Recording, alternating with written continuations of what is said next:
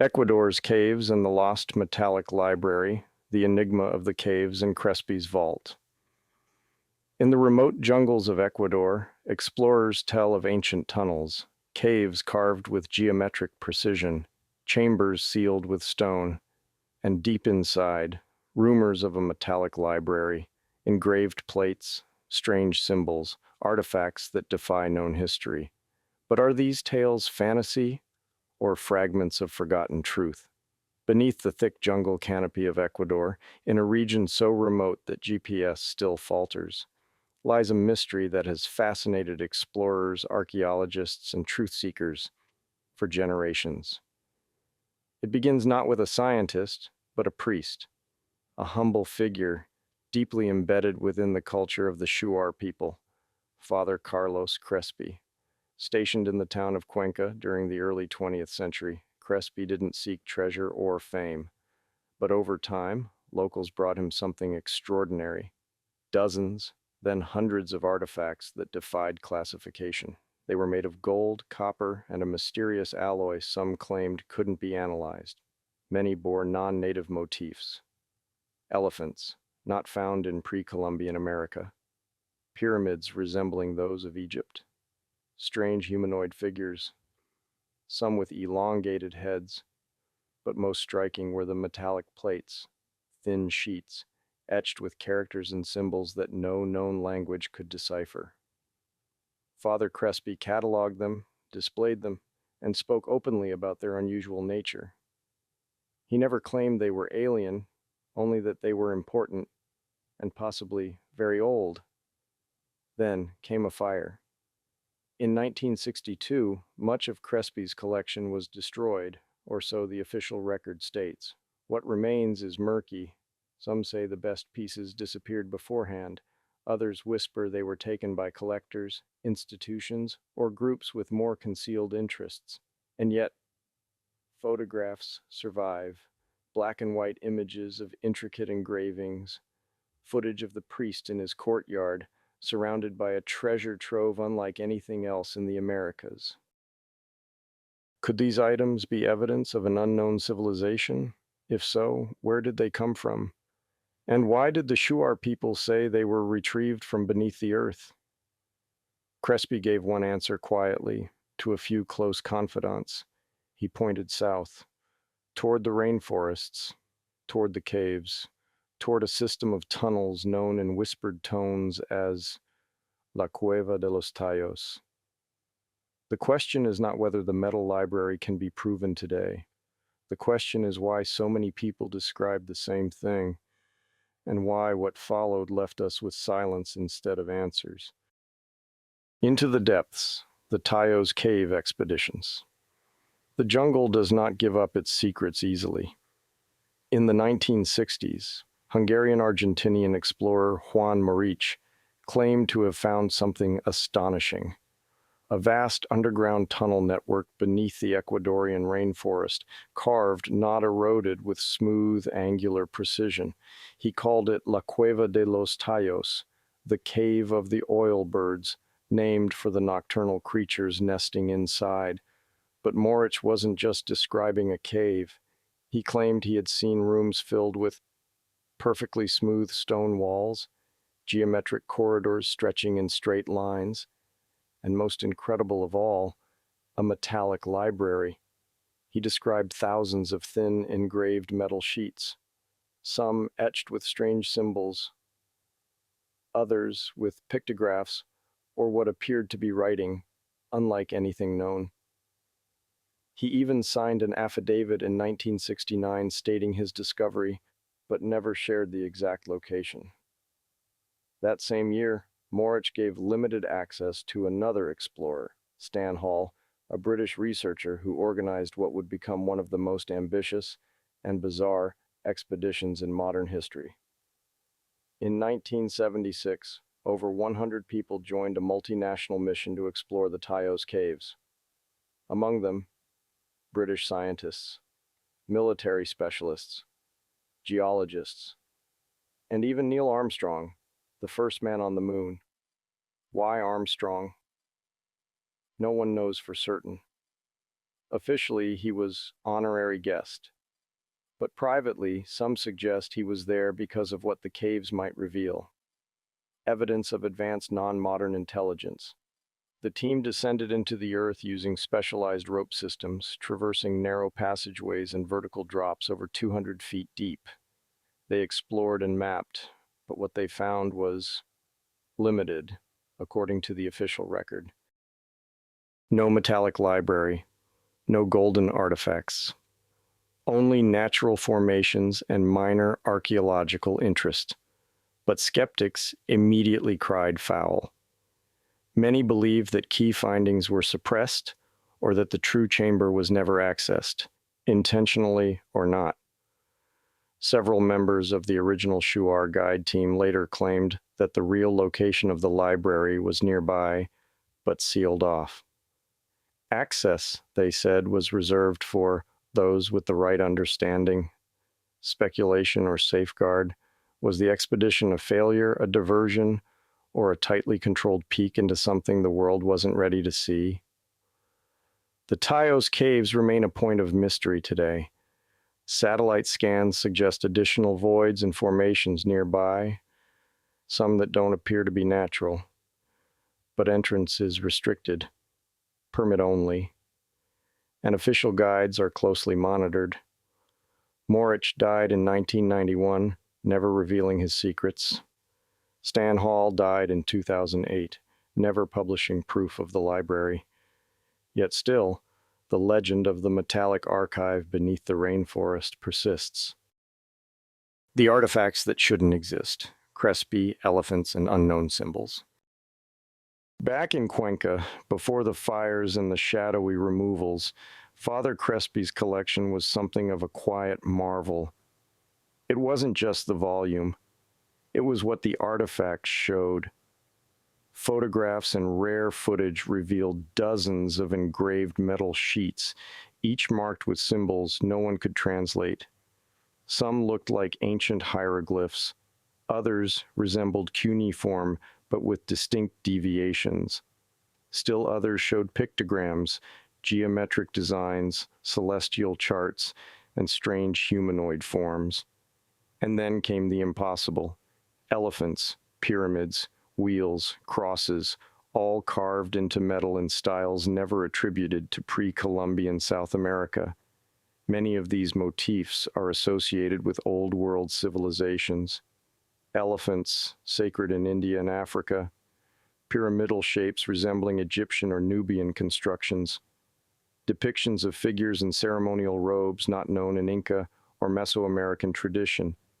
Even a few symbols, captured in grainy footage, bear eerie similarities to Sanskrit, Proto-Sumerian, or early Greek. How could these appear in a land untouched by those cultures? Were they the work of a traveler, an ancient mariner who crossed the oceans long before Columbus? Or do they point to something else entirely? A shared mother civilization? One with symbols echoed in Egypt, Mesopotamia, and now Ecuador? The Crespi Collection, Memory in Metal. If the caves are the mystery's mouth, then the Crespi Collection is its heart, a silent archive that nearly vanished, and maybe was never meant to survive. For decades, Father Carlos Crespi, a Salesian priest and educator, accepted gifts from the local Shuar and other indigenous peoples in the Ecuadorian highlands. They brought him artifacts pulled from rivers, caves, and remote forest ruins. What he amassed was no ordinary missionary's curiosity cabinet. Instead, it became a museum of contradictions. Thin sheets of gold and copper etched with what appeared to be cuneiform, Proto-Sumerian, Egyptian-like scripts. Plates with geometric diagrams and celestial motifs. Metallic tools, sculpted heads, and engraved tablets with no stylistic relation to Incan or pre-Columbian design. Scholars at the time called them forgeries or misidentifications. But if that were true, why did certain items disappear so quickly? A fire and a purge. In 1962, a mysterious fire destroyed most of the building that housed Crespi's collection. Crespi was devastated, but many noticed something strange. The fire affected some storage areas, but not others. Before the fire, the Ecuadorian military had quietly visited the site. Afterward, select artifacts were taken or locked away, never returned. Following Crespi's death in 1982, the Vatican-backed Salesian order sealed off the remainder. Today, only a handful of curated pieces remain on display in the Salesian College in Cuenca. The rest, photographs, faded microfilm, and whispered rumors suggest the collection was far larger. Hundreds, maybe thousands, of metallic sheets, engravings, and impossibly ancient items.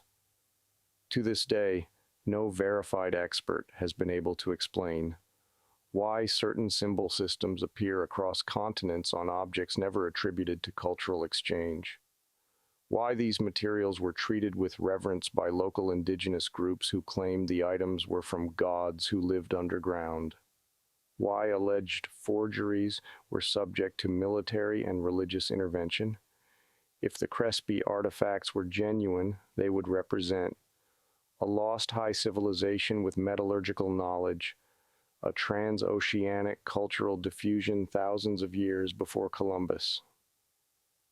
A paradigm shift in understanding what the Americas once were. In the end, the significance may lie not in what was found, but in how it was treated. Fires, missing inventories, government bans, confiscation without public investigation. This is not the behavior of a world uninterested in old trinkets. This is the behavior of a world uncertain of how to explain them. And when explanation fails, erasure follows. Some researchers now wonder, what if the metallic sheets were not historical records, but instructions? Astronomical guides, geometric codes, a technological language meant to survive a collapse.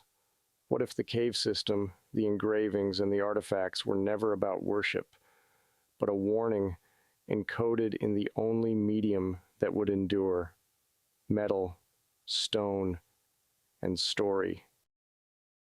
Skeptics say hoax. Mainstream archaeologists often dismiss the collection. Some artifacts were clearly crude, they argue. Some seemed inconsistent in style, possibly made by locals as gifts or even fakes. But that doesn't explain the entire vault. Metallurgists who've reviewed photos note that some artifacts appear to be cast, not hammered, suggesting access to advanced tools. Others point to the sheer number and diversity of symbols, materials, and forms, far more than a local artisan could feasibly create for one man over one lifetime. If it was a hoax, it was one of the most elaborate in history. The museum that never was. After Father Crespi's death in 1982, most of the surviving collection vanished. Some say the Vatican removed the most sensitive items. Others say they were sold off quietly to collectors. A handful made it into private museums or university storage with no public access. Only a few artifacts remain in Cuenca today, under lock and key in a Jesuit archive, occasionally shown in exhibitions with little context. But the images endure. And with AI-enhanced analysis, modern researchers are now rediscovering details that were invisible before. Overlay comparisons have revealed symbol groupings resembling astronomical codes. Others show cross-cultural matches in surprising places, from the Indus Valley to pre-dynastic Egypt. It raises the question, what culture, if any, could unify these themes in this place? And why were these items buried deep in the jungle until the right moment? Sealed secrets, guardians, gateways, and the lost archive. Deep beneath the surface, legends whisper of something more than metal. Among the Shuar people and other native groups, the caves are not just tunnels, they are gateways to ancient places, to hidden knowledge, to something not meant for everyone. Oral traditions speak of keepers or guardians who protect the true chambers, not always physical beings, but forces or laws tied to nature, spirit, or something unknown. These traditions are often dismissed as mythology, but they come with extraordinary consistency. Specific areas in the cave system are said to be off-limits without spiritual preparation. Those who enter without permission fall ill, go mad, or never return. The real library, they say, is not in the caves. It's through them. These are not idle stories. Veteran explorers, Western and indigenous, have reported unexplained machinery noises, shifting stone walls, and disorientation in specific sections of the cave. One researcher described a feeling of being watched in areas where equipment failed and compasses spun. Others have spoken of luminous glyphs, visible only under certain lighting conditions. Gateways or geology. Modern science offers alternate explanations: piezoelectric effects, rare earth magnetism, optical illusions in low-light environments. But that doesn't explain the selective failure of gear, or the reports that those with Shuar guides made it out fine, while those who ventured alone met with difficulty. In recent years, interest has surged once again, especially with the rise of digital mapping, AI-enhanced satellite scans, and terrain-penetrating radar. Preliminary surveys show geometric anomalies near the cave region, straight lines, circular formations, and grid-like voids buried beneath hundreds of feet of rock and soil. Some suggest these could be natural lava tubes. Others aren't so sure. The archive theory. One of the most compelling ideas is that the metallic library is not the final mystery, it's the surface layer.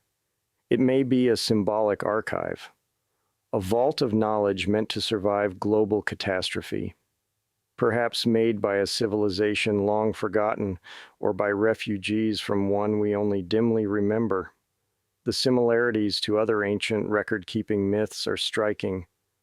The emerald tablets of Thoth, the Hall of Records beneath the Sphinx, the Nakal tablets of Lemuria, even the Ark of the Covenant described as a metal-bound repository of divine law. Are we looking at one version of the same archetype? A human instinct or inherited memory to bury knowledge for a future age? And if so, what are we being asked to remember? The legend of the metal library in Cueva de los Tallos, a vast cave system in Ecuador's Morona Santiago province, has persisted since the 1960s. Fueled by claims of a subterranean archive of inscribed metal plates containing ancient or extraterrestrial knowledge. Popularized by Juan Moricz and Erich von Däniken, the library has been described as a collection of golden or metallic books, sometimes accompanied by crystal tablets, housed in an artificial tunnel system beneath the Andes Mountains. Eyewitness accounts, theories, and speculative connections to figures like Father Carlo Crespi keep the mystery alive. Eyewitness accounts of the metal library. These testimonies are drawn from historical records, interviews, and recent explorations. Juan Moricz, the first claim, 1960s. Juan Moricz was a Hungarian-Argentinian explorer active in Ecuador during the 1960s. He claimed to have discovered a vast subterranean complex beneath the region known today as Cueva de los Tallos. Moritz's interests extended beyond archaeology. He was associated with esoteric and nationalist groups in Europe, including organizations connected to occult and pseudo-historical traditions. In his essay, El origen americano de pueblos europeos, Moricz proposed that ancient Hungarians reached South America via a lost continent known as Lemuria, placing his exploration within a speculative historical framework. According to Moricz, his descent into the caves led him into an artificial tunnel system extending hundreds of miles beneath Ecuador and Peru. Within this network, he claimed to have encountered a chamber containing metal panels engraved with symbols and ideographic scripts, which he described as a library of knowledge preserved on golden plates. In 1969, Moricz filed an affidavit with the Ecuadorian government describing these findings, reportedly in an effort to secure recognition and funding. He claimed the plates recorded knowledge from an advanced civilization, possibly hundreds of thousands of years old, and later suggested extraterrestrial involvement. No physical evidence or photographs were ever produced. A 1969 expedition reportedly failed to locate the library.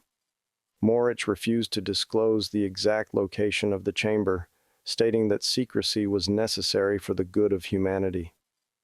He also later denied guiding Erich von Däniken to the site, complicating earlier accounts. Moricz claimed that members of the Shuar people, traditional guardians of the region, had guided him into the cave system. Today, Moricz remains a controversial figure. His official affidavit exists, but his claims lack independent verification. His speculative beliefs, secrecy, and internal contradictions raise serious questions about credibility, while still representing the earliest formal claim of a so-called metal library in the region. No photographs were produced. No location was disclosed. Moritz's claims cannot be verified, but his affidavit marks the first formal appearance of the story. Erich von Däniken, the popularizer, 1973. Erich von Däniken, Popularization and Dispute. In 1973, Swiss author Erich von Däniken, already known internationally for Chariots of the Gods, introduced the metal library to a global audience in his book, The Gold of the Gods. Von Däniken's work framed ancient anomalies as evidence of extraterrestrial contact, placing the metal library firmly within an ancient astronaut narrative.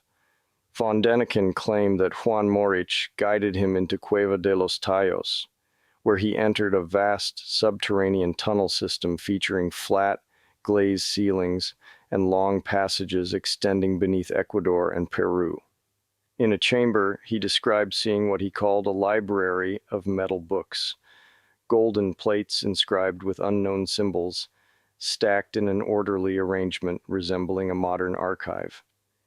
He wrote that his doubts vanished upon seeing the tunnels and suggested the plates contained advanced knowledge, possibly left by extraterrestrial visitors. However, von Däniken's account was soon challenged. Moricz publicly denied ever taking him to the cave in interviews with Der Spiegel and Stern, creating a high-profile dispute.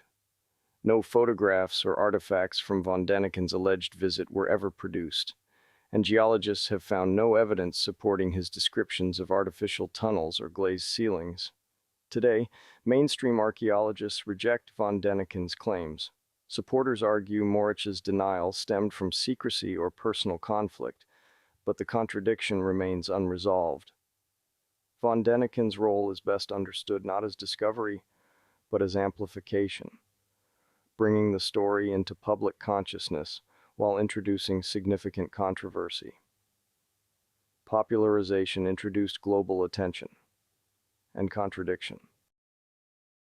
Petronio Jaramillo Abarca, The Early Witness, 1941-1956.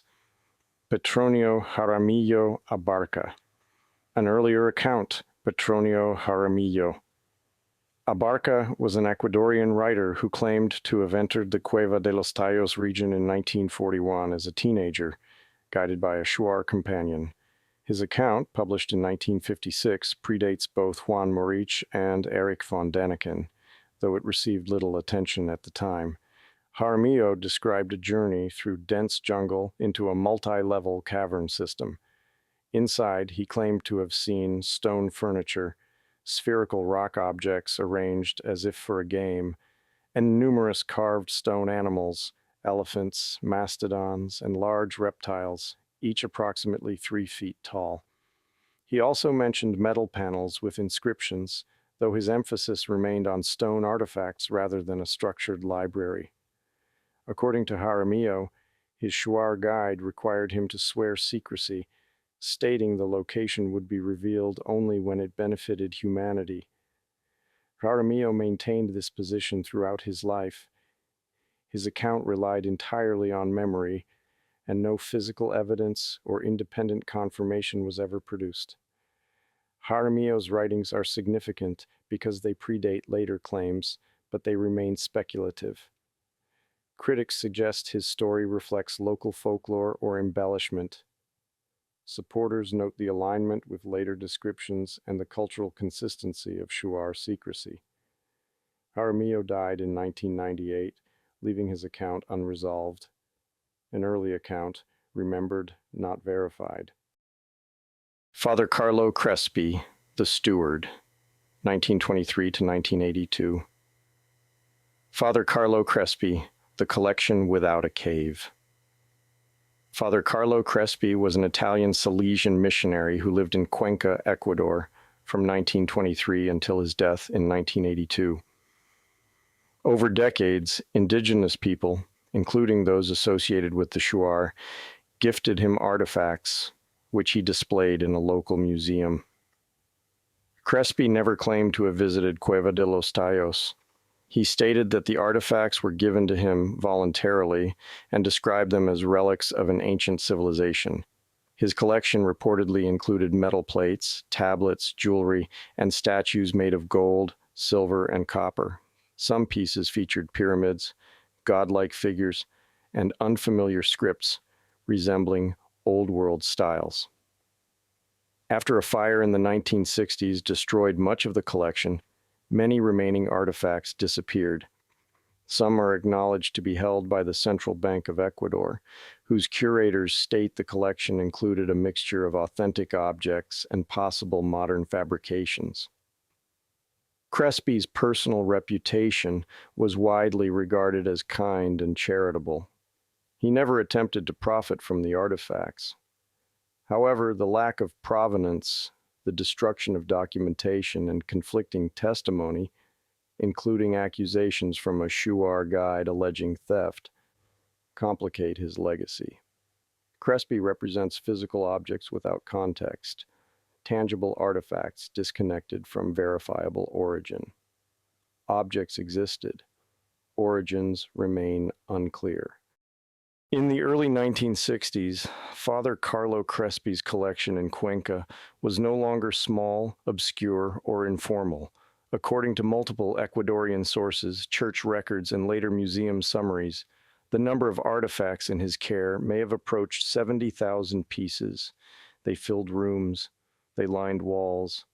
Some were displayed openly. Others were stacked, cataloged, or stored with little documentation. The collection was eclectic: metal plates, gold and silver figurines, pottery, stone carvings, jewelry, oversized ceremonial objects. Many items were given freely by indigenous people. Others appeared with no clear provenance at all. Crespi never sold them. He never profited from them. He fed the poor instead.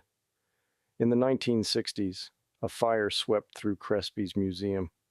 What followed is poorly documented and deeply troubling. Large portions of the collection were destroyed, others disappeared. Some were reportedly stolen, some were allegedly melted down, and some, no one can say where they went. When the dust settled, the collection was no longer counted in the tens of thousands. In the years that followed, the Central Bank of Ecuador purchased what remained of the Crespi collection.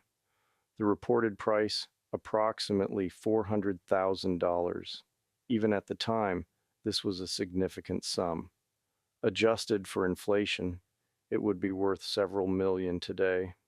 But here is where the story becomes difficult to explain. Of the alleged 70,000 artifacts once attributed to Crespi, only around 6,500 were ultimately authenticated and retained by the bank. That means roughly 90% of the collection is unaccounted for, and yet the bank still paid a premium price. If the artifacts were worthless, why pay hundreds of thousands of dollars? If they were forged, why acquire them at all? And if they were authentic, Why not display them? To this day, no comprehensive public catalog exists. Access is limited. Photography is restricted. Exhibitions are rare or non-existent. The most important question is not whether a metal library ever existed. It is this: why was so much money paid for so little that was shown?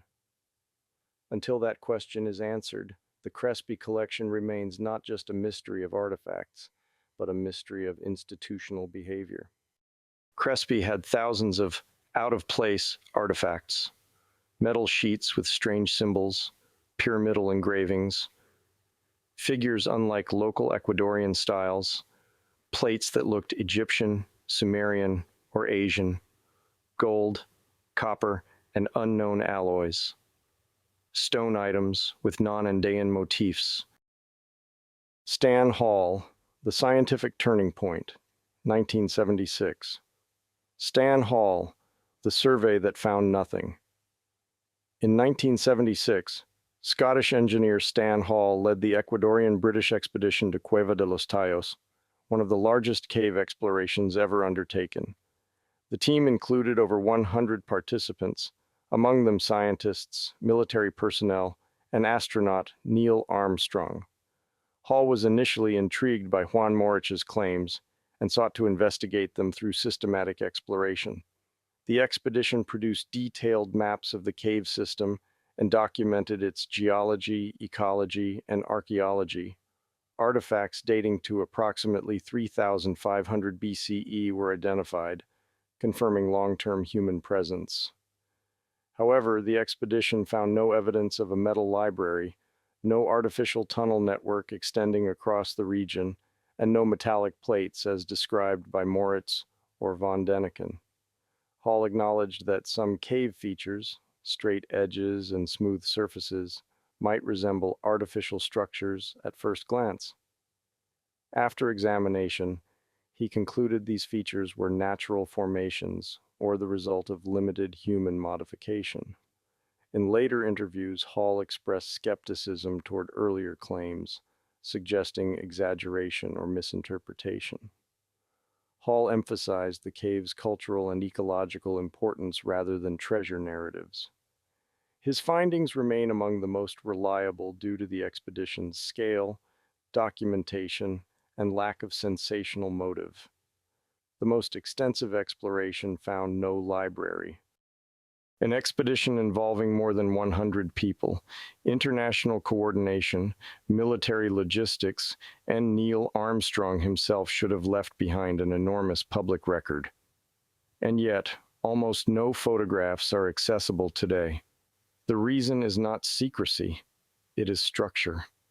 The 1976 Cueva de los Tallos expedition was funded not as a media event and not as a commercial research project, but as a joint military scientific operation within restricted indigenous territory.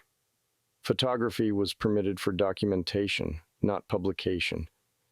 Images were taken, archived, and filed, then never digitized. This was the pre-internet world. No obligation existed to publish results publicly. No sponsor demanded exposure. And the most famous participant, Neil Armstrong, requested privacy. When the expedition ended, the records dispersed into military archives, private collections, and personal files that were never scanned. What looks today like absence is, in fact, an archival gap. And gaps like this are how modern history quietly disappears. The expedition was not funded as a public scientific mission. It was funded as a military operation and private support. The 1976 Tallos expedition was co-funded by the Ecuadorian military, the British Army Engineering Units, British Speleological Association, University of Strathclyde Networks, private donors in Scotland, logistic support from the Ecuadorian government, but it was not funded like a typical expedition. It was funded as a joint military scientific operation in a restricted indigenous zone. That has consequences. Military oversight, restricted photography, No open press access, no public grant requirements, no obligation to produce public documents, no media sponsors, no commercial filming crews, the presence of Neil Armstrong, a globally recognized but intensely private figure, increased the military's desire to restrict coverage. Why the visual record never surfaced. Most photographs remained in the possession of expedition photographers, British cavers, Ecuadorian military observers, Hall's family. The photographers signed pre-digital NDAs. This was confirmed in interviews with Eileen Hall, Stan Hall's daughter, speleologists who were on the expedition, Dr. Theophilos Toulkaridis, geologist in later expeditions. The NDAs covered indigenous territory, military involvement, Armstrong's privacy, cave mapping, cultural extraction laws, and the film was never intended for publication. The photographers were not journalists. They were military recorders, engineering documentarians, scientific surveyors. Their photos were technical, internal, for mapping, for military assessment, not for media release. When the goals were met, the images stayed in filing cabinets. The Ecuadorian government imposed restrictions. The cave lies in indigenous protected territory.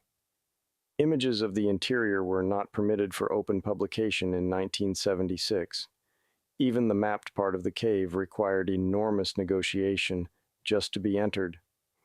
Shuar elders have repeatedly said, "There are places in the cave no outsider will ever see." Stan Hall contacted Moricz after reading von Däniken's 1973 book, The Gold of the Gods. Moricz agreed to meet him in person, hoping Hall could organize a large-scale, government-approved scientific expedition. Stan Hall, a Scottish civil engineer working in international project management, read von Däniken's book and became fascinated by the claims about an ancient library of metal plates, a vast artificial tunnel system, Moritz's affidavit, a possible advanced prehistoric civilization. Most readers dismissed the book. Hall did not.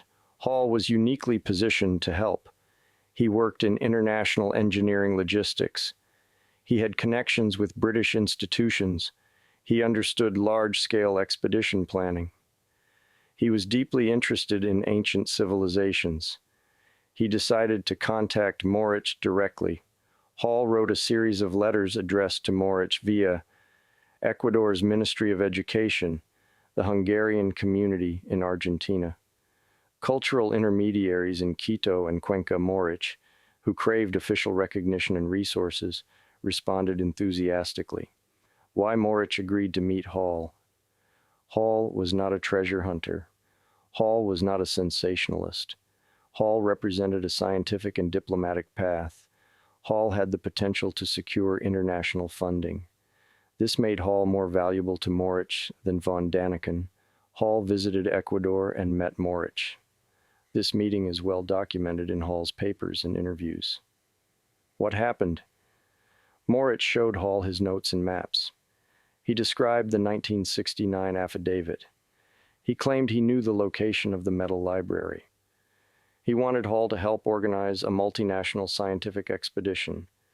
He insisted the Shuar would not open the cave to the government without outside mediation.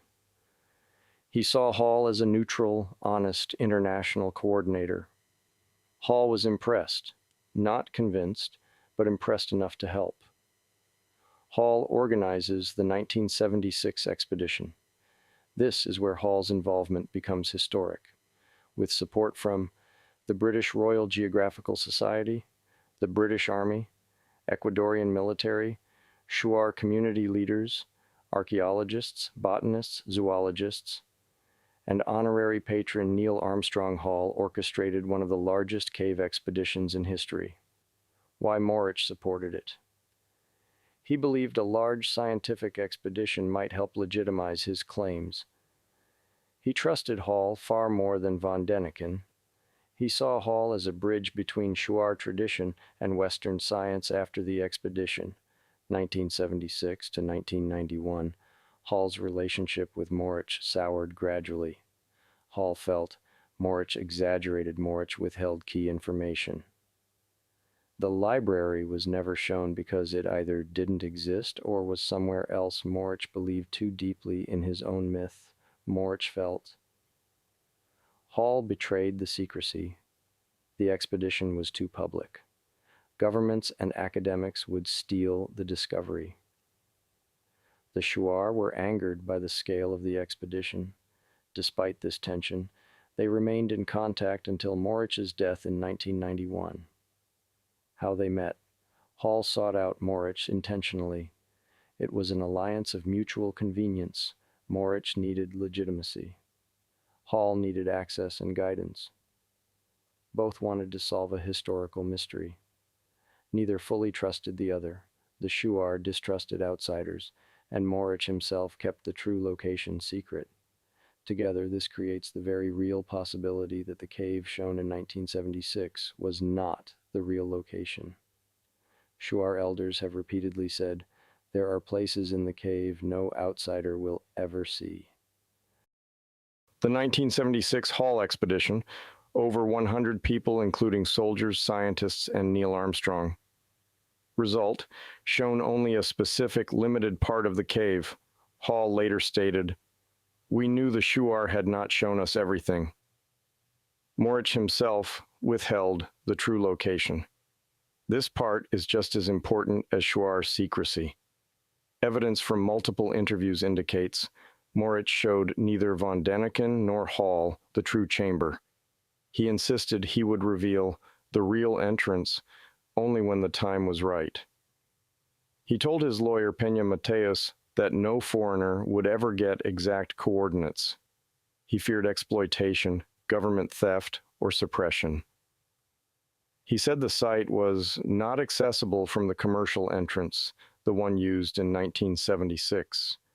Moritz's core belief was, if I reveal the location before proper protection is in place, everything will be lost. In later interviews, 1990s, Hall said, it is absolutely possible Moricz took us to a different section. He never gave us the location he claimed to know. Hall believed the library could exist elsewhere in the same system, in a sealed chamber or through an entrance Moricz never revealed. He specifically wrote, Moricz died with his secrets. A very important detail. The Shuar publicly stated there are two entrances to the deep system. One is the known explored Taos Cave. The other is secret ancestral restricted to shamans only, possibly man-made. This matches Jaramillo's earlier testimony, 1941, of a different entrance located through a waterfall and narrow canyon.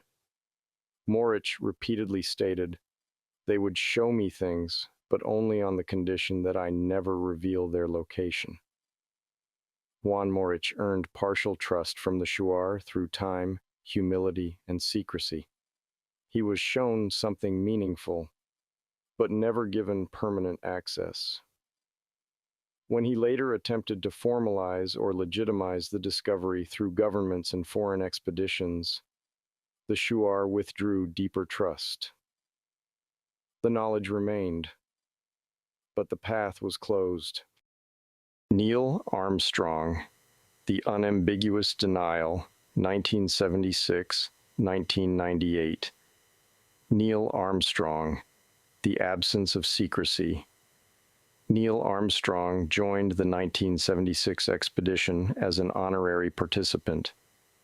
His involvement drew global attention, but was limited in scope.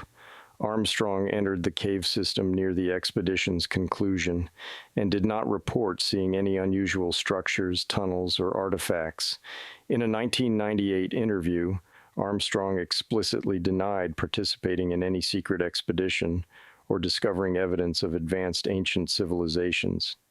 He stated he had no knowledge of underground tunnels or metallic libraries and emphasized that his role in Ecuador was ceremonial. Armstrong's denial directly contradicts later claims suggesting he witnessed or concealed evidence. Given his reputation for restraint and accuracy, his statements carry substantial weight. No evidence was reported. No secrecy was claimed. Shuar Guide Luis, Cultural Memory, Not Evidence, 2015. Shuar Oral Tradition, Sacred Space, Not Proof. In 2015, a Shuar guide known as Luis accompanied a modern expedition into Cueva de los Tallos. He shared oral traditions describing the caves as sacred sites and spoke of legends involving gold and artifacts taken from the region. Luis claimed that gold from the caves had been transported to Cuenca's cathedral by helicopter and accused Father Crespi of theft, despite Crespi never visiting the caves. He also described sacred areas aligned with celestial events. No physical evidence supported these claims, and the expedition found no metal library. Luis's testimony reflects cultural memory and local grievance rather than direct observation. Oral tradition preserves meaning, not verification. Josh Gates and Eileen Hall, Modern Verification, 2018. Modern Exploration, Technology Without Revelation. In 2018, explorer Josh Gates investigated Cueva de los Tallos for the television series Expedition Unknown. Accompanied by Eileen Hall, daughter of Stan Hall and geologist Theophilos Tulkaridis, the team used modern tools, including drones and laser scanning. They explored deep sections of the cave, including areas associated with Moricz's claims. At Cuenca's Pumapungo Museum, they examined metal tablets allegedly linked to the caves, identifying them as copper rather than gold. No metal library was found. Gates concluded that the cave's scale, mystery, and cultural significance likely fueled the legend, while unexplored depths leave some questions unresolved. Modern tools confirmed the absence, not the answer. Important context for the 2018 testing at the Pumapungo Museum. Gold appears most often in early accounts. Silver and copper appear later, including tablets examined at Cuenca's Pumapungo Museum, some of which were identified as copper. No attempt was made to decode the symbols on the Crespi plates. Even when they had the artifacts right in front of them, the specialists they assigned were metallurgists, restorers, conservation scientists, not epigraphers, comparative linguists, archaeological symbolists. This is a procedural failure, not a scientific one. The museum lacked specialists in ancient script analysis. To seriously decode the symbols, a proper analysis would need Mesoamerican epigraphers, Sumerologists, Indus Valley comparativists, pre-Columbian symbolists, computational linguists. Pumapungo Museum does not employ these. Their team was limited to a metallurgist, a curator, a historian of Ecuadorian Jesuit missions. No one on staff was qualified to assess. Are these symbols Proto-Sumerian, pre-Inca, a mix of highland and lowland ideograms, something fabricated, or something entirely unique? Instead, the official report simply acknowledged the symbols are not recognizably linked to known Ecuadorian indigenous scripts or motifs, and they stopped there. Testing for copper was an attempt to discredit claims. This is subtle but important. When Ancient Origins filmed the examination in 2018, the museum specifically wanted to show these are not gold, they are copper. Why? Because Crespi's supporters always said, the Golden Library, plates of pure gold, gold of the gods. Showing that the plates are copper achieves two goals, undermines the Golden Library legend, positions the artifacts as less exotic and less valuable, but chemistry alone says nothing about the age, the origin, the cultural context, the meaning of the symbols. Copper does not equal fake. In fact, many ancient civilizations used copper for sacred inscriptions. There was an attempt at decoding, but privately. This is one of the most interesting parts. Stan Hall, after the 1976 expedition, privately circulated photographs of Crespi plates from before the fire to a Sumerologist, a professor of archaeology at Oxford, a linguist at the University of Edinburgh. Their responses: symbols resemble Near Eastern and Proto-Elamite, but not conclusively. Possible ideograms, but not alphabetic. Some motifs similar to Hindu Kush petroglyphs. Unlikely to be forgeries based solely on their complexity. But none of them would publish formally because, without provenance, these cannot enter academic literature. So the only people who attempted decoding did so quietly, and their informal opinions have been buried. It is extremely strange that symbols so complex, so unique, and so unusual were not subjected to a proper epigraphic analysis. Possible reasons are bureaucracy, institutional fear, prejudgment, bias, lack of expertise, political caution, but not because the symbols lacked importance. 2018 should have been the starting line, not the end. By 2018, all of the following were already true. High-resolution photogrammetry was standard, multispectral imaging was accessible, pattern recognition ML was already being used in cuneiform restoration, Mayan glyph segmentation, Indus script clustering, petroglyph comparison.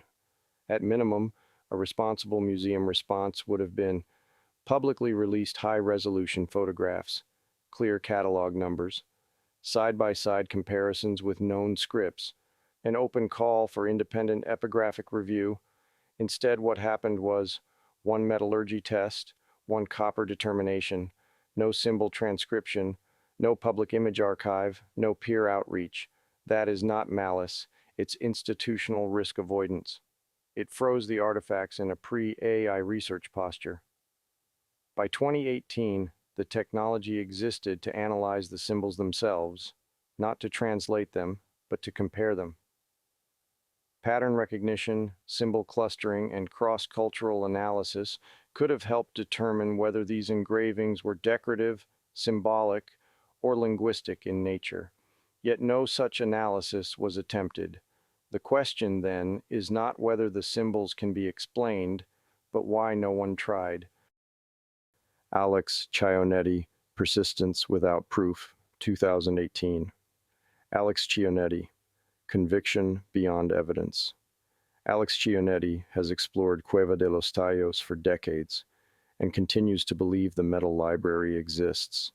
He cites smooth surfaces, straight edges, and solstice alignments as evidence of advanced cultural activity. Despite mapping significant portions of the cave system, no library has been located. Chionetti's position reflects sustained conviction rather than new evidence. Belief persists where certainty ends. Anonymous Claim, 2013. The Noise Floor, the Rumor Pattern. In 2013, an anonymous online claim alleged the discovery of the metal library. No names, evidence, or follow-up emerged. The claim aligns with a long pattern of unverified reports. Claims without evidence collapse quickly. Reconstructed inventory. Based on testimony. Unverified. The metal library's inventory is speculative. The reconstructed inventory is based on eyewitness descriptions, claims, and artifacts linked to the library, primarily Father Crespi's collection. The inventory is divided into categories with estimated quantities, materials, and descriptions, acknowledging the lack of concrete evidence. Metal plates and books. The core of the metal library, described as golden, silver, or copper plates, often likened to books, inscribed with hieroglyphs, ideographic scripts, or unknown symbols. Moricz claimed thousands of panels, while von Däniken described them as stacked like a library. Jaramillo mentioned metal panels among stone artifacts. Philip Coppens suggested a second library of crystal tablets. The estimated quantity is speculative. Moricz implied thousands, von Däniken suggested hundreds. and Jaramillo noted an unspecified number. Materials mentioned are gold, Moricz, von Däniken, silver and copper, Pumapungo Museum tablets, or unspecified metal. The plates described vary from thin, book-like sheets to larger tablets. Inscriptions reportedly include geometric shapes, symbols resembling Babylonian or Egyptian scripts, or extraterrestrial codes. Some accounts mention illustrations of pyramids or godlike figures. Linked artifacts. Crespi's collection included oversized metal tablets with inscriptions, some tested as copper at Pumapungo Museum. Crystal tablets. Coppens and other sources claim a secondary library of crystal tablets, storing esoteric or holographic knowledge, possibly linked to New Age mysticism or Mayan crystal skull legends. The estimated quantity is speculative, unknown, and rarely detailed. Materials speculated to be crystal or quartz-like material. They are described as translucent, possibly engraved or containing internal data. But no eyewitness explicitly saw these. They are often tied to speculative narratives about advanced technology. Linked artifacts, none. No crystal tablets are documented in Crespi's collection or elsewhere. Sculptures and statues. Description: Jaramillo reported numerous carved stone animals, elephants, mastodons, reptiles, etc., about 3 feet tall in the same chamber as metal panels. Crespi's collection included gold and silver statues, some depicting godlike figures or animals, potentially from the caves. Estimated quantity. Jaramillo estimated dozens of stone sculptures. Crespi had hundreds of statues and figurines. Materials described: stone, Jaramillo; gold, silver, or mixed metals, Crespi. The stone sculptures were detailed, depicting extinct or non-native animals, possibly dinosaurs, suggesting an advanced or ancient culture. Crespi's statues included humanoid figures, possibly deities with intricate designs. Linked artifacts. Crespi's museum displayed such items, some resembling Babylonian or Egyptian styles. Furniture and functional items. Jaramillo described furniture in the cave chamber, possibly tables or benches, alongside rock balls arranged for a game. Moricz mentioned advanced machinery in his affidavit, though details are vague. The estimated quantity is unknown. Jaramillo noted a few pieces. Moritz's machinery is unspecified. Materials: stone or wood, furniture, metal, machinery. Details: furniture was functional, possibly for ceremonial use. Machinery claims align with some theories of extraterrestrial technology but lack specifics. Linked artifacts, none. No such items are documented outside Jaramillo's account. Jewelry and decorations. Description: Crespi's collection included oversized jewelry, such as necklaces and bracelets, and decorative plates with inscriptions or motifs like pyramids. These are often linked to the library by some theorists. Estimated quantity: hundreds, based on Crespi's museum displays. Materials: gold, silver, copper, or alloys. Details: intricate designs, some with symbols or figures, suggesting cultural or ritual significance. Similarities to Egyptian or Babylonian art are noted but unverified. Linked artifacts. Some jewelry remains in the Central Bank of Ecuador's collection. Pottery and ceramics. Description: Gates's 2018 expedition and earlier findings, e.g., 1976, noted ancient pottery and ceramics in the cave, dated to 1500 to 3500 BCE. Crespi also had ceramic pots, some allegedly from the Shuar. Estimated quantity: dozens, based on expedition reports and Crespi's collection. Materials: clay, sometimes glazed. Details: used for rituals or funerals, per Shuar traditions. Not directly tied to the library, but part of the cave's archaeological context. Linked artifacts, held by museums or private collections, with some at Pumapungo Museum. Miscellaneous artifacts. Description: Crespi's collection included doors, shields, and other oversized items, some inscribed. Moricz mentioned advanced machinery and stone sheets, possibly linked to Jaramillo's rock balls. Estimated quantity, unknown. Crespi had hundreds of miscellaneous items, materials, metal, stone, or mixed materials. Details, doors and shields had decorative or symbolic designs. Machinery and rock balls are speculative, possibly ceremonial. Linked artifacts, some Crespi items are held by the Central Bank of Ecuador, others lost or looted. Current location of the metal library, unknown. The metal library's location remains unknown, with no verified discovery in Cueva de los Tallos or elsewhere. Primary theories and perspective. 1. Still hidden in Cueva de los Tallos. Theory. The library remains in an unexplored section of Cueva de los Tallos, possibly a secret chamber accessible only through hidden tunnels or a different entrance. Chionetti and some Shuar, e.g. Luis, suggest the 1976 expedition explored the wrong cave or missed the true location. Evidence. The cave's vastness, over 10 kilometers mapped by 2018, and restricted access support the possibility of undiscovered sections. Moricz and Jaramillo's secrecy claims align with this, as do Shuar legends of sacred hidden sites. However, extensive expeditions, 1976, 2015, 2018, found no library, and geological surveys show no artificial tunnels. Other perspective. The library is protected by Shuar guardians or extraterrestrial forces, only to be revealed at a destined time. Some claim advanced technology conceals it. Mainstream critique. The absence of evidence after decades of exploration suggests the library is a myth. Natural cave features explain alleged artificial structures. 2. Removed to Cuenca, Father Crespi's collection. Theory.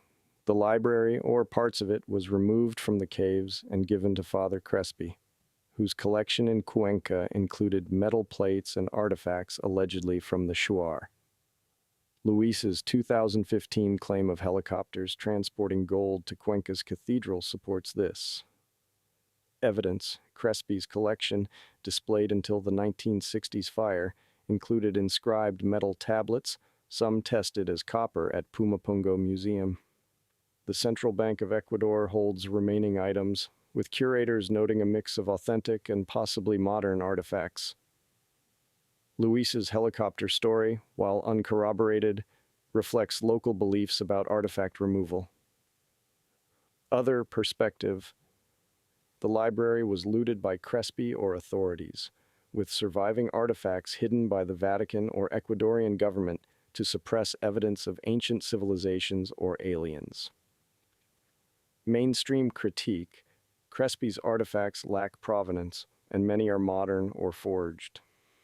The helicopter claim is logistically implausible for the 1960s and lacks documentation. The central bank's holdings are publicly acknowledged. 3. Held by the Central Bank of Ecuador. Theory. After the 1960s fire destroyed Crespi's museum, surviving artifacts, including potential metal library items, were transferred to the Central Bank of Ecuador for safekeeping. Evidence. The central bank acknowledges holding parts of Crespi's collection, including metal tablets and statues. Curators have identified some as authentic indigenous artifacts, others as modern or forged. No comprehensive inventory or public display exists, limiting access. Other perspective. The bank conceals the true library to protect establishment narratives, possibly under Vatican or globalist influence. Mainstream critique. The bank's transparency about holding mixed artifacts contradicts cover-up claims. The lack of a full inventory reflects poor documentation. 4. Secretly stored elsewhere. Cover-up theories. Theory. The library was found and removed to a secret location, possibly by the Vatican, Ecuadorian military, or global elites to suppress its knowledge. Some sources claim it was taken to the Vatican or a U.S. facility. Evidence. No direct evidence supports this. Luis's helicopter claim and the disappearance of Crespi's artifacts after the fire fuel speculation. Restricted access to the cave, requiring Shuar and government permission, is cited as evidence of control. Other perspective. The library's knowledge, potentially extraterrestrial or paradigm shifting, was deemed too dangerous for public release, leading to a coordinated cover-up. Mainstream critique. Cover-up theories rely on absence of evidence, missing artifacts, rather than proof. Logistical challenges and lack of documentation make large-scale removal unlikely. The Shuar's control over the cave aligns with cultural preservation. 5. Never existed. Theory. The metal library is a hoax or myth, with no physical collection ever existing in the caves or elsewhere. Evidence. No expedition, 1969, 1976, 2015, 2018, found a library. Mainstream archaeology dismisses Moricz and von Däniken's claims. Crespi's artifacts, while tangible, are not definitively linked to the caves. Other perspective. The lack of evidence reflects a successful cover-up or the library's spiritual, non-physical nature. Mainstream critique. The simplest explanation, supported by extensive surveys and lack of artifacts, is that the library was invented or exaggerated from Shuar folklore or natural cave features. Analysis of the metal library and artifacts. Limited scientific analysis has been conducted on artifacts potentially linked to the metal library, primarily Crespi's collection and the Pumapungo Museum tablets. The detailed evaluation of these analyses, their findings, and their implications follows. Pumapungo Museum Tablets, 2018. Context. During the 2018 Expedition Unknown episode, Josh Gates and archaeologist Florencio Delgado examined metal tablets at Cuenca's Pumapungo Museum, allegedly from Cueva de los Tallos or Crespi's collection. Analysis. The team used X-ray fluorescence, XRF spectroscopy, to detect atomic elements in the tablets. Results showed they were made of copper, suggesting possible antiquity, as copper was used in pre-Columbian metallurgy. No inscriptions were analyzed, and the tablet's provenance remained unclear. Findings. The copper composition indicates the tablets could be ancient, potentially from Ecuador's indigenous cultures, but does not confirm a metal library. The lack of gold or advanced alloys contradicts Moricz and von Däniken's claims. Implications. The analysis provides weak support for the library, as copper tablets align with known regional artifacts, but lack the grandeur of a golden library. The absence of further testing, e.g., on inscriptions, limits conclusions. Critique. The sample size was small, and the museum's collection is not definitively tied to the caves. Mainstream archaeologists argue the tablets are unrelated to a library, while some theorists see them as partial evidence. Central Bank of Ecuador artifacts. Context. The Central Bank of Ecuador holds parts of Crespi's collection, including metal tablets, statues, and jewelry, transferred after the 1960s fire. Analysis. Curators have conducted basic assessments, identifying some artifacts as authentic indigenous items, e.g., pre-Columbian pottery, and others as modern or forged. No published scientific studies, e.g., metallurgy, epigraphy, exist, and the collection is not fully cataloged. Findings. Authentic items align with known Ecuadorian cultures, while forged items, often gold or silver, show modern craftsmanship.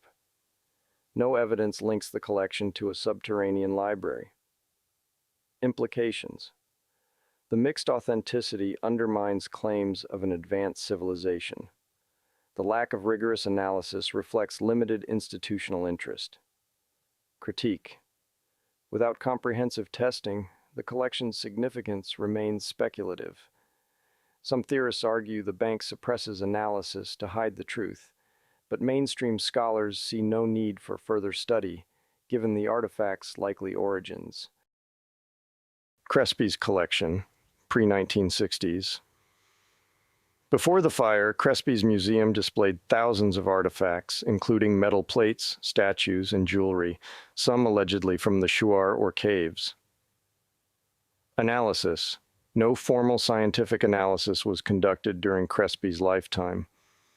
Visitors, including archaeologists and universities, examined the collection, with some theorizing Babylonian or Egyptian influences. Others dismissed items as modern crafts. Crespi himself did not prioritize scientific validation, viewing the artifacts as gifts. Findings: the collection's diversity, gold, silver, copper, stone, and unusual designs fueled speculation of a lost civilization or alien contact. However, lack of provenance and suspected forgeries weakened its credibility. Implications: the collection is the strongest tangible link to the metal library, but falls short of proving its existence. Similarities to known cultures suggest looting or trade, not a hidden archive. Critique: the absence of pre-fire analysis and loss of many artifacts post-fire limit conclusions. Claims of extraterrestrial origins are unsupported by material evidence. Cave features. 1976, 2018. The 1976 expedition and Gates's 2018 exploration examined cave features like the Moricz portal, smooth surfaces, and staircases, often cited as evidence of artificial construction linked to the library. Analysis: the 1976 team, including geologists, concluded the features were natural limestone and shale formations, with minimal human modification, e.g., Shuar ceremonial sites.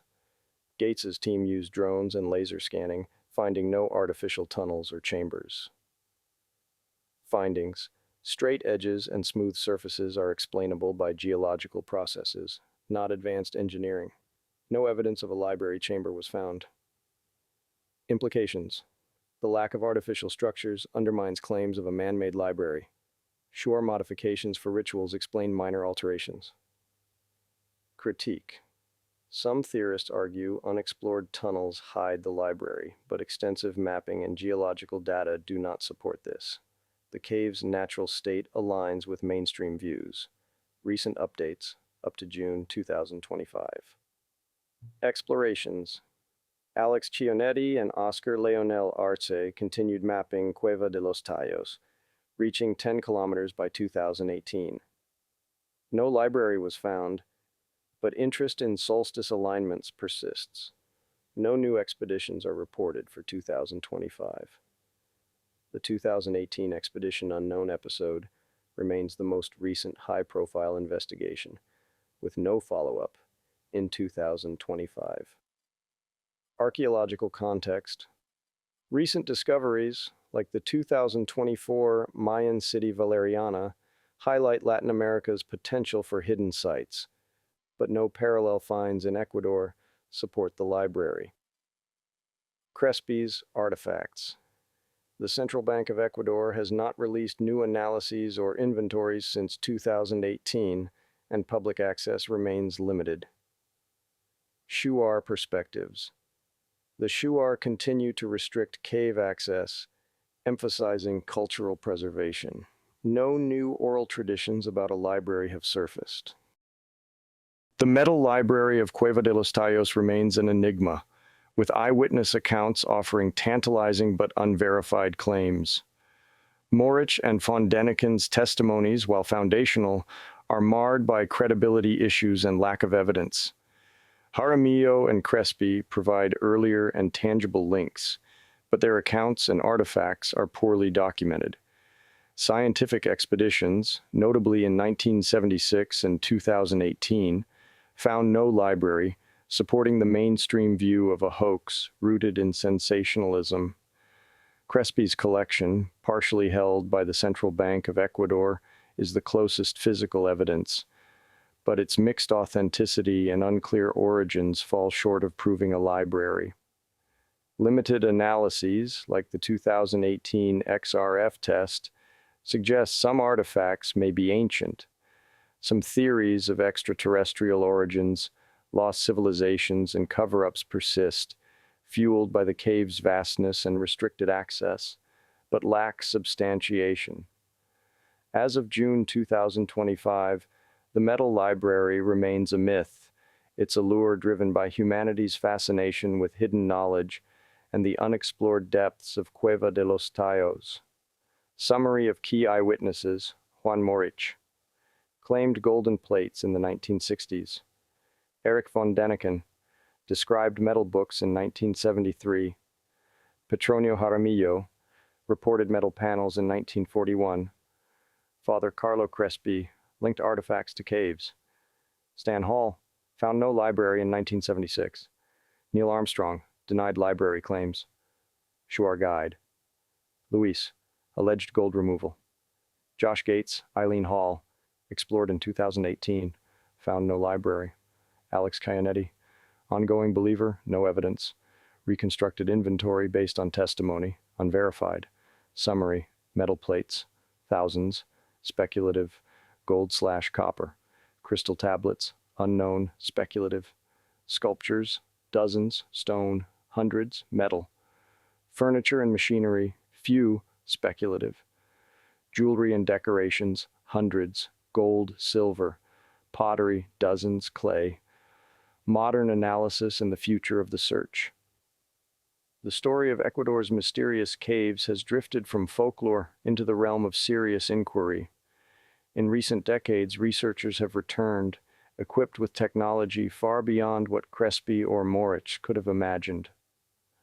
Ground-penetrating radar, 3D cave mapping, and AI-driven pattern analysis are transforming the once anecdotal into the analyzable. Images once blurred or dismissed now reveal layered symbols, potentially astronomical or linguistic in nature. Structural analysis of tunnel walls shows corners that may have been machine-cut, with angles too perfect for natural formation. Material studies of some surviving artifacts reveal strange alloys, some with traces of aluminum in pre-industrial contexts, others with high levels of nickel and copper. Highly unusual for ancient South America, and yet, even as the tools improve, the barriers increase.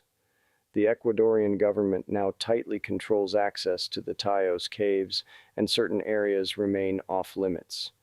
Permits are expensive, politically sensitive, and often denied without explanation. The Jesuit order, which holds the remnants of Crespi's collection, rarely allows public viewing. Attempts to digitize and share the archives have quietly stalled. Some say this is standard caution. Others suspect something deeper, an unwillingness to let a new narrative emerge.